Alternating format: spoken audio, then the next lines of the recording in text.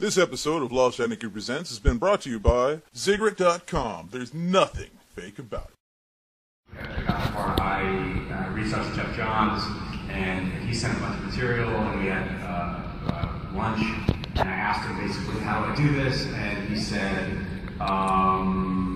gotta make it your own, you know? You write all this stuff. I was asking a bunch of specific questions about Cory, and he was like, look, you know, we really haven't seen this chapter of his life. And it's true of almost every character. That's the beauty of the series, is that it really is an origin story for many characters that we have not seen at this point in their lives. So, as an actor, as an artist, you are supposed to interpret it new. You are supposed to play the given circumstances you read on the page and bring life to it. And I think that's what we're all doing. We have their full support, but they also push us like the children that we are as actors into the world, saying, "Do it, you know, do it yourself." You know?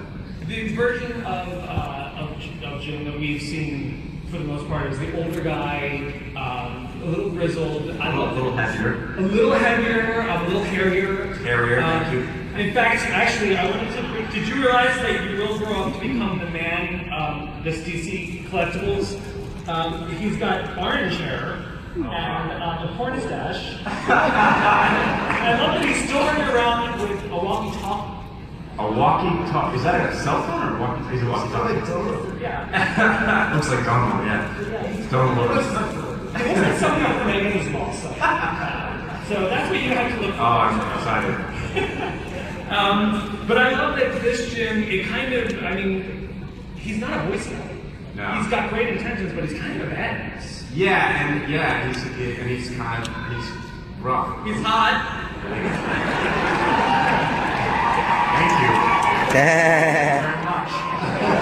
See you after this.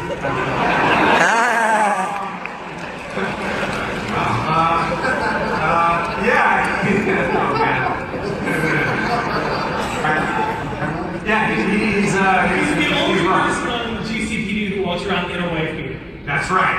That was my contribution to the series. I haven't evolved since the OC. I just walked around. You guys might not know this, but John and I worked together on the OC. And you know, I was coming down here today, I was in my closet, and I actually have one of your hoodies that you wear in the first season of the OC. I was like, I might wear that today. Anyway. How do we get on that subject? So he's a badass who's hot. Right. But the great thing about becoming commissioner is I get to eat my way into that role. So I can become increasingly, fatter in the porn stash here. The series goes on. I'm going to have to earn the mustache. We'll talk. We'll discuss. And I do love the fact that even though he's got a full plate, he's got master villains, erupting, he's got gang warfare, he's got, he's had 2 girlfriends. Yes. In less than 20 episodes. Yeah. Like, the man never goes out of the Sure. He's a man with a mission, but he gets distracted sometimes. He's still a man. That's right. And now, all right, Cory and Robin, we waited forever for you guys to get a scene together. Forever. Yeah. How fun was that? I think Robin described it as we filmed the shit out of that scene. And will we be seeing anything more? Oh, John? No, actually, it was one of those things, I think we were about episode 10, and we said, you know what, I don't think those 2 guys have ever been in the same room together. And then once we had it, we were like, oh, let's put them in the room together all the time. Because there is an element of this electricity that they have with each other, which is kind of amazing. And it's also amazing to watch what their dynamic, someone else has commented on this, their dynamic has shifted as well. And you kind of assume like the alpha role when you're frequently in kind of the subsequent role when you're with Gordon, and all of a sudden he was coming up to you. It was really fascinating. Right, it really freaked Oswald out because when someone comes up to him and says, Oswald asks, like, who are you? And he says, I know who you are. Oswald is not like look out for you.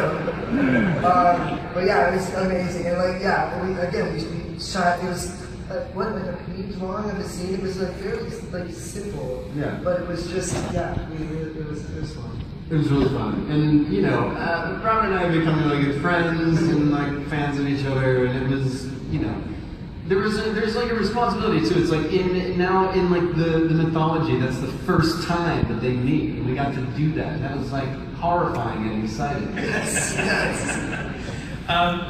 Who is the most likely to crack up when you guys are filming these super intense scenes? Who was the most likely to crack up?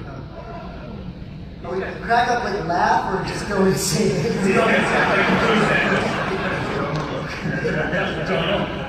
I would just crack up I think Donald like That's the jokester. he is the jokester by far. Yes. Yeah. He's gonna get his joke in regardless. And has there been a scene where you guys watched it on television and thought, oh wow, that is not the scene I thought I was filming?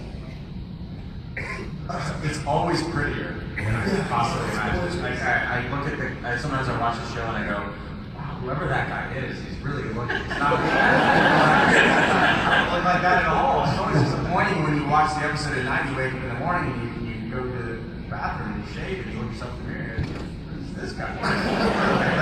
It's so beautifully filmed. I mean, it's just so well done. I mean, that's Danny Cannon and all the directors and DPs, and I mean, it's a really phenomenal production. And also we have a great visual effects house. Because if you look at the world Gotham, you never lose I know. Gotham. Yeah. So when we shoot it, you know, you watch it, it looks like New York City. You watch it daily, it looks like New York City. And once they finish putting in the buildings and darkening the sky, all of a sudden you go, oh wait, I'm back in Gotham. You know, And the sets Something's are going to happen. amazing. This, you know, the GCP set, the Hospitals Club, and everything is just done perfect.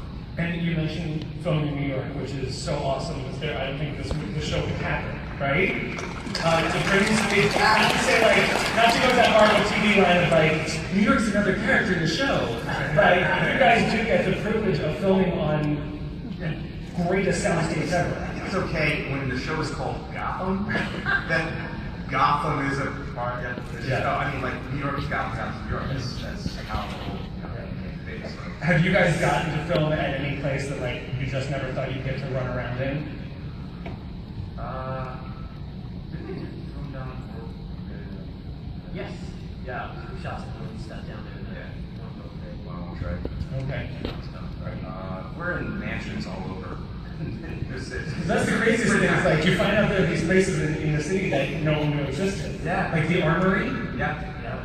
And how has that been? Because you had the lovely filming schedule of filming from September through the winter. How was that? Were you, like when you got the call sheet, you're like, we're all Here in LA, I was fine. You were fine. You're like exterior, man. Yeah, it's nighttime.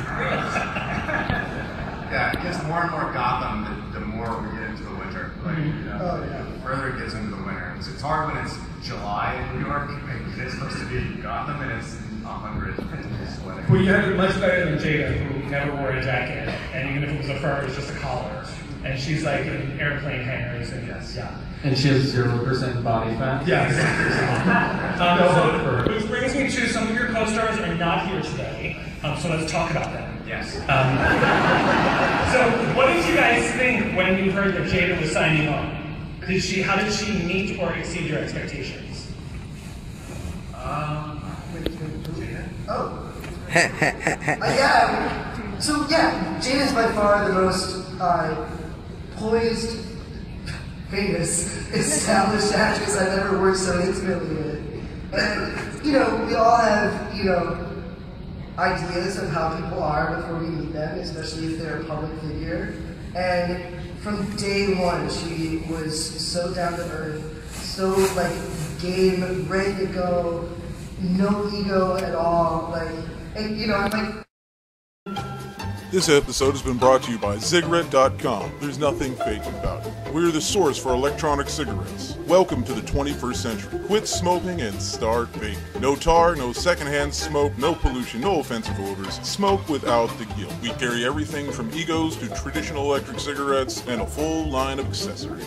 So please come on down to Cigarette.com. All of our flavors are produced right here in the United States, and we can even say our flavors are kosher. So for the best flavors, the best vaping experience, experience that you can get, go to zigret.com.